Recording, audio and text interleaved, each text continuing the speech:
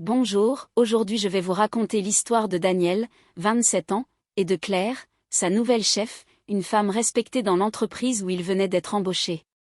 Quand Daniel a appris qu'il serait dirigé par une femme, cela ne lui a posé aucun problème.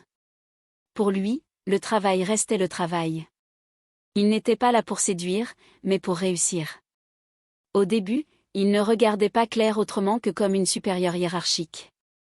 Ce qu'il attendait d'elle était simple, qu'elle dirige bien son équipe, sans abus de pouvoir, avec sérieux. Les premiers mois, Daniel avait la tête dans le guidon. Il voulait surtout prouver sa valeur. Il travaillait dur, restait concentré, et ne pensait qu'à ses objectifs professionnels. Puis un jour, en apportant un dossier, il est entré sans prévenir dans le bureau de Claire. Elle riait avec une collègue. En le voyant, elles se sont arrêtées net, puis ont éclaté de rire devant son air gêné et son petit dossier serré contre lui. Daniel a rougi, a posé les papiers, et est reparti, un peu honteux. Mais ce rire a tout changé. Pour la première fois, Claire n'était plus seulement une chef sérieuse. Elle devenait humaine, vivante. Ce détail a réveillé quelque chose en lui. Il a commencé à se demander comment elle était en dehors du travail, dans la vraie vie. 2 jours plus tard, dans un couloir, Claire s'est arrêtée pour s'excuser.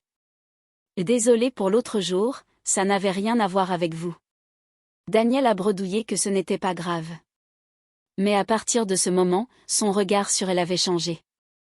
Il tendait l'oreille dès qu'on parlait d'elle. Il notait ses habitudes, ses petites histoires, ses détails du quotidien. Il savait qu'elle était mariée. Il savait aussi qu'elle avait presque 20 ans de plus que lui. Pourtant, malgré lui, une attirance s'installait. Silencieuse, troublante. Un regard, un sourire, un geste anodin devenaient importants. Au printemps, avec les journées plus longues et l'ambiance plus légère, la tension est montée. Daniel se donnait à fond au travail, espérant attirer son attention, sans jamais dépasser les limites, du moins en apparence. Le jour de son entretien annuel, Daniel était plus nerveux que d'habitude. Pas seulement pour son évaluation, mais pour ce tête-à-tête avec elle. Claire parlait de sa rigueur, de son sérieux, de son esprit d'initiative. Il l'écoutait à peine, son cœur battant plus vite que ses pensées. Puis, contre toute attente, quand elle lui a demandé s'il avait un commentaire, il a lâché. On devrait dîner ensemble un de ces soirs. Il s'attendait à un refus net. À une gêne. À des semaines de malaise. Mais Claire l'a regardé, puis a souri doucement. Tu as mis du temps à te décider. 2 jours plus tard, ils dînaient ensemble, dans un restaurant discret. La conversation coulait facilement. Les regards en disaient parfois plus que les mots. Ce soir-là, il était clair que quelque chose d'interdit venait de naître entre eux. Plus tard, dans l'appartement de Daniel, les silences sont devenus lourds de sens. Ils ont laissé parler leurs émotions, leurs envies, leurs faiblesses.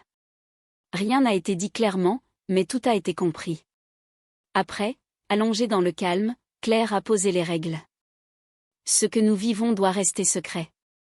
Ma vie est compliquée. Je ne veux pas de promesses. Juste, ce moment à nous. Daniel a accepté.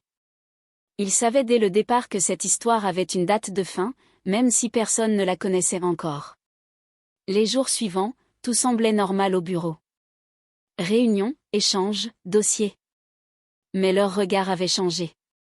Chargé de non-dits. De souvenirs récents. De désirs cachés. Ils ne prenaient aucun risque inutile. Pas de gestes déplacés. Pas de scène visible. Tout se jouait dans les silences, les messages discrets, les appels tardifs, les mots à double sens.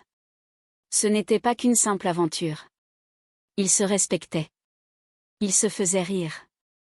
Ils se soutenaient dans leurs moments de doute. Il n'y avait pas d'amour déclaré, mais il y avait une vraie connexion. Une forme de fierté pour Daniel, celle de partager, même brièvement, la vie d'une femme brillante, forte, admirée. Mais comme toutes les histoires interdites, celle-ci portait en elle sa propre fin. Un soir, après un moment passé ensemble, Claire s'est habillée en silence. Puis elle s'est tournée vers lui, calme, digne, comme toujours. On doit s'arrêter là.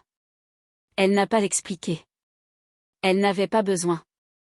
Daniel avait toujours su que ce jour viendrait. Depuis, il travaille avec un vide étrange. Il a perdu cette excitation secrète, cette énergie particulière. Il essaie de se reconcentrer sur sa carrière, sur ses objectifs. Mais au fond de lui, il sait que cette histoire l'a marqué. Pas par ce qu'ils ont fait, mais par ce qu'ils ont ressenti. Et par ce qu'ils ont dû laisser derrière eux. Voilà, c'était mon histoire. Merci de m'avoir écouté. Parfois, ce qui nous fait vibrer le plus est aussi ce qui peut nous coûter le plus cher. Savoir s'arrêter, c'est aussi une forme de maturité. Si cette histoire vous a fait ressentir quelque chose, alors elle a rempli sa mission. Soutenez la chaîne avec un pouce bleu et revenez très vite pour d'autres récits encore plus forts.